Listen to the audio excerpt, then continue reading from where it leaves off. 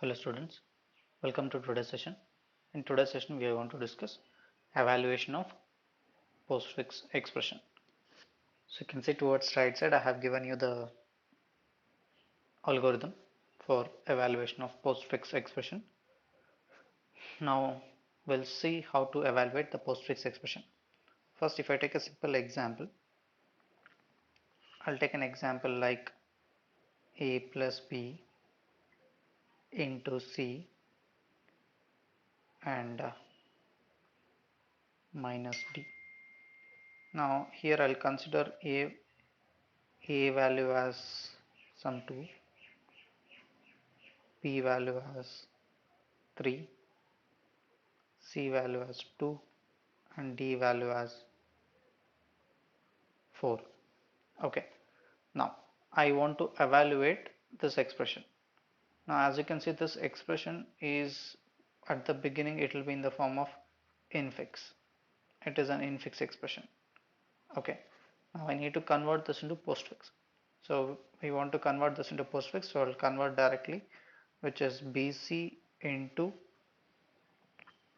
you have a plus and you have d minus. So this will be our expression. Now I'll directly use the values.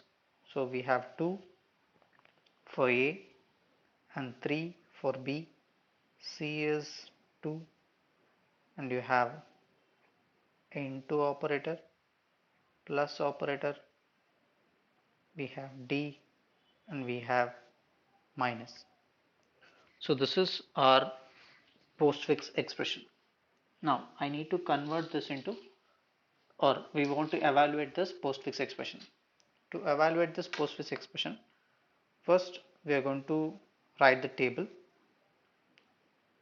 So the table will contain something like this. We are going to have the values like, first we are going to write the symbol. Next you will have n2, n1. Again you will have value, or it is nothing but result, and you can have at last stack. Okay, now we'll start evaluating this expression. So as the first step says, it says add a closing brackets. You can see the first step. You can see the first step there, where you have add a closing brackets at the end of the expression. So for this given expression, I'll add a closing brackets at the end. Okay. So what is the use of it? This is going to just represent the end of the expression. So which will be represented by closing brackets. Okay. Now, second step. Second step says scan the expression P from, P until we reach closing brackets. So this expression what we have, this expression we are going to consider it as P. So we have the first character which is 2, which will be at index 0, 1, 2, 3, 4, 5 and 6. So total we have total of 7 symbols. Okay, we have 7 different symbols in the expression which are like this. Now third step, if we found a operand, what we should do, we should push it onto stack. So first symbol what we have, it is nothing but 2. 2 is a operand, so directly I'll add that onto the stack. Next again, next we have the next operand which is 3, which is a operand again, so I'll add that also onto the stack. So I'll have 3 and 2. Okay, and after that we have a third operand which is again 2, so which is a operand, so I'll add that also onto the stack. So I'll get 2 comma 3 comma 2. And remember, while adding this will be in the order. The order that you insert should be the same. So first we got 2, then we got 3, then we got 2. So since this is stack, we are going to remove from last. That is, we are going to first take out 2, next we are going to take out 3, after that we are going to take out the last element 2. Because stack will be working in the form of last and first out. Okay, So please follow this. If you don't follow this, you're going to make mistakes while solving the problem. Now, coming to the next one, or next operator or next character we have is an multiplication symbol. Once you see a multiplication symbol, we'll come across the fourth step. If an operator is found, if an operator is found, what we should do?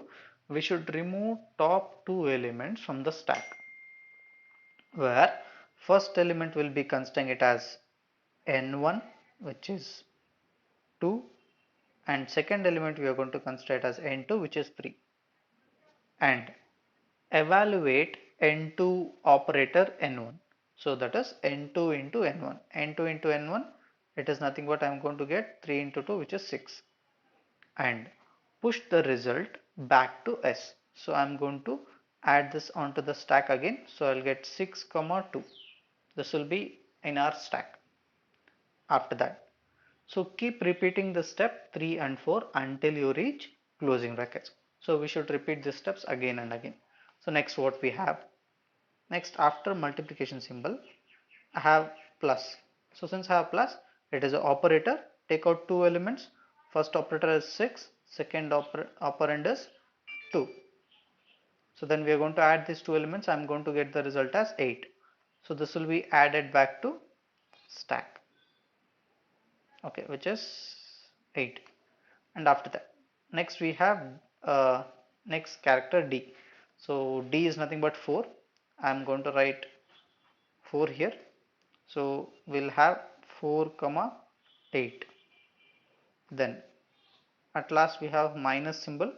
So we are going to take out two elements, which is 4 comma 8, that is n2 minus n1 will be 4, and final result will be 4. So once I execute or complete my execution evaluation, so uh, I'll get the value of the expression as 4. So this will be our result of evaluating this expression. So follow this method to solve any kind of expressions. Okay, hope this is clear. Now we are going to solve one more problem. I'm going to solve one more problem in this same video so that you can understand better. Okay, so here I have the second expression. In this second expression, I want to evaluate this expression where I have the symbols like 4, which is the first character, so I can consider it as 0, 5, you have plus 6,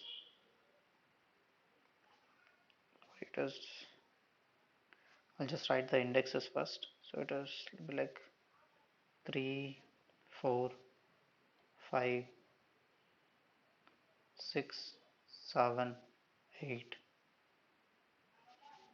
9, 10, 11 and 12.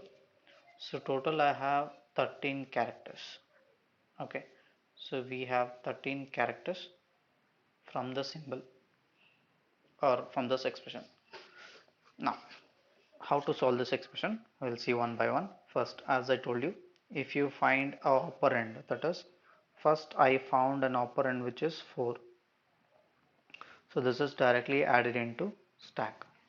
Next, again I have the second character which is an operand again. So 5. So this 5 also will be added into stack. So I'll get 5 comma 4. Next, we have operator which is plus. Since I have an operator, I need to take out two elements from the stack. First element will be 5, which is n1, and second element will be 4, which is n2. Okay, then we are going to add this two elements. So I'm going to get the result as 9, and this result will be added into the stack, which is 9. After that, next I have 6. So 6 I have, so I'll add that into stack. So I'll get 6 comma 9. Okay, and after that, next I have one more character which is 4. 4 is a operand, so in the stack I'm going to have 4 comma 6 comma 9. Okay, next after that we have minus. So since I have minus, I am going to take out two elements from the stack. The first element will be n1, which is 4. Second element will be n2, which is 6. So if I subtract n2 minus n1, I am going to get the result as 2. So that is, we are going to have 2 comma 9 in the stack. Next, after that, the next character is multiplication symbol. So multiplication symbol. So since I have multiplication symbol, I'm going to take two operators. One is 2, other one is 9. So if I multiply both of them, I'll get 18. So I'll write the result into the stack, which is 18. Okay. So after that, I have 4 and I have 1 also. So 4 will be, when I get 4, I'll get 4 comma 18. When I'll get 1, I'll have 1 comma 4 comma 18. And after that we have minus. So minus is nothing but I'm going to subtract two numbers, which is 1 and 4. So 4 minus 1 will be 3. I'm going to get 3. So I'll have 3 comma 18. Okay, and I have next symbol we have as 2. So 2 will be directly added onto stack. We have 2 comma 3 comma 18. Now you have this symbol, which is nothing but power symbol, or it is also called as exponent. Okay, so which is exponent symbol. When you are using this exponent symbol, so n1 is what? N1 I got as so when I get say exponent operator, I'm going to take out two elements, which is 2 and 3. So their n1 is 2 and n3 n2 what we got, it is 3. So we'll call the power function power of, it is n1 comma n2. Okay, which is nothing but 2 comma 3. That is nothing but we are going to implement 2 to the power of 3. 2 to the power of 3 is nothing but 2 into 2, which is 4. 4 into 2, I am going to get the result as 8. Okay, so once I evaluate this expression, I am going to get the result as 8. So I'll have 8 comma 18. 8 comma 18 in the stack. After that, at last what we have a plus operator, so which is going to take out two elements, which is 8 and 18. So once I add these two elements, I'm going to get the result as 26. So this will be my final result, which is 26. Okay, so the result of this expression, so which is nothing but 26. So remember, this method of solving is very important and very easy. Once you understand the method of solving, you can understand both algorithm as well as the program. So if you understand the method, you can solve the problem. You can understand the algorithm as well as you can understand the program. No need to study algorithm separately. Once you understand how you are solving the problem, then you can easily understand both algorithm as well as program. So by this, we are going to complete our evaluation of postfix expression. So this completes our stack chapter. These are the important topics that these are topics from your stack chapter which I have completed. So please try to understand all these concepts. If you have any doubts, please let me know. So I'm going to stop this session here. So we have completed our stack chapter. Thank you.